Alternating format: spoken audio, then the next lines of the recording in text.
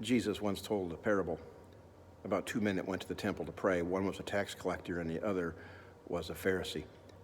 The Pharisee went to the very front of the temple, as close to the holiest of holies as he could get.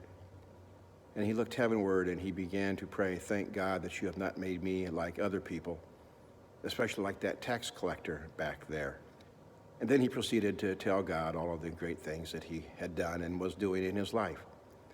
At the back of the temple, there was the tax collector in a position of complete humility. He could not lift his eyes heavenward. And he prayed essentially, "O Lord, forgive me, a sinner." As Jesus ended his parable, he said that of the two men, it was the tax collector who walked away justified that day. One of the problems with self-righteousness, with tooting our own horn, is that we have a tendency then to think that God did not only make us in the divine image, but rather that we made God in our image, that God agrees with us and holds the same opinions and the same bias that we have.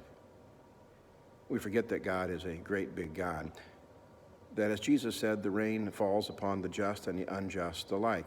It is not us to judge, but rather to leave the judging to God. We are to live faithful lives, as obedient as we can to our Lord Jesus Christ, who showed us a better way, a way toward truth and what the real meaning of life is all about. We are to forgive as freely as we ourselves have been forgiven. We are to be generous as God has been generous to us. And we are to remember that except for the grace of God, we could be living wholly different lives.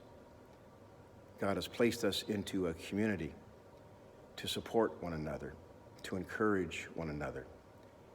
As the Apostle Paul once wrote, "Do not be transformed to the ways of this world, but be transformed into the image of Christ with the renewing of your minds." I'm Forrest Crummell, the minister at First Federated Church, a congregation of the Presbyterian Church USA and the United Church of Christ.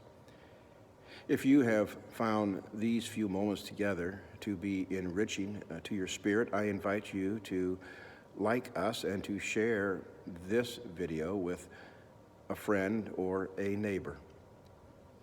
Until then, may God's richest blessings be upon you, and may God bless whatever you set your hand upon and your heart toward.